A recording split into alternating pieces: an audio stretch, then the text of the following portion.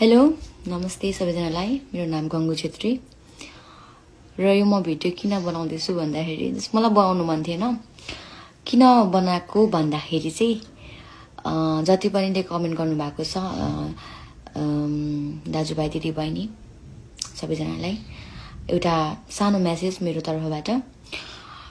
धेरैले बोल्नु भएको छ मेरो फेक अकाउन्ट बनाएर, अनि धेरै मान्छेले बोल्नु भएको छ मेरो यस्तो भिडियो देखेर हैन। कतिले राम्रो बोल्नु भएको छ, कतिले नराम्रो तरिकाले बोल्नु भएको छ। आई एप्रिसिएट, म सबै एप्रिसिएट गर्छु हैन। मेरै नाममा बनिएको छ। Thank you. मेन कुरा म भन्न आएको चाहिँ कुरा, सरी म बिर्सिहाल्छु हैन, सरी। कुरा चाहिँ के हो भन्दाखेरि चाहिँ ऊ मेरो पास्ट थियो, ऊ नभनौँ व्हाटएभर। अनि पब्लिक नगर्नुको कारण है त, मेनली ऊ मेरो पास्ट भयो हैन। ओके, मैले मिस्टेक गरेँ, त्यो मलाई राम्रोसँग थाहा छ र गल्ती गरेपछि मलाई झुक्न पनि आउँछ है। तर यो बेला चाहिँ मैले रुएर कराएर भन्दाखेरि पनि मलाई चाहिँ हाँसेर बस्न सही लाग्छ हैन र, डटेर बस्न सही लाग्छ। एन्ड पब्लिक नगर्नेको कारण चाहिँ, अनि केस फाइल नगर्नुको कारण चाहिँ यो मेरो पास्ट है। हेलो नमस्ते सबैजनालाई। मेरो नाम गङ्गु छेत्री र यो म भिडियो किन बनाउँदैछु भन्दाखेरि मलाई बनाउनु मन थिएन।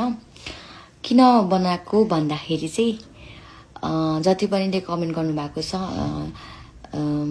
दाजुभाइ दिदीबहिनी सबैजनालाई एउटा सानो मेसेज मेरो तर्फबाट। धेरैले बोल्नु भएको छ मेरो फेक अकाउन्ट बनाएर, अनि धेरै मान्छेले बोल्नु भएको छ मेरो यस्तो भिडियो देखेर हैन। कतिले राम्रो बोल्नु भएको छ, कतिले नराम्रो तरिकाले बोल्नु भएको छ। आई एप्रिसिएट, म सबै एप्रिसिएट गर्छु हैन। मेरै नाममा बनिएको छ। Thank you. मेन कुरा म भन्न आएको चाहिँ कुरा, सरी म बिर्सिहाल्छु हैन, सरी। कुरा चाहिँ के हो भन्दाखेरि चाहिँ ऊ मेरो पास्ट थियो, ऊ नभनौँ व्हाटएभर। अनि पब्लिक नगर्नुको कारण है त, मेनली ऊ मेरो पास्ट भयो हैन। ओके, मैले मिस्टेक गरेँ, त्यो मलाई राम्रोसँग थाहा छ र गल्ती गरेपछि मलाई झुक्न पनि आउँछ है। तर यो बेला चाहिँ मैले रुएर कराएर भन्दाखेरि पनि मलाई चाहिँ हाँसेर बस्न सही लाग्छ हैन र, डटेर बस्न सही लाग्छ।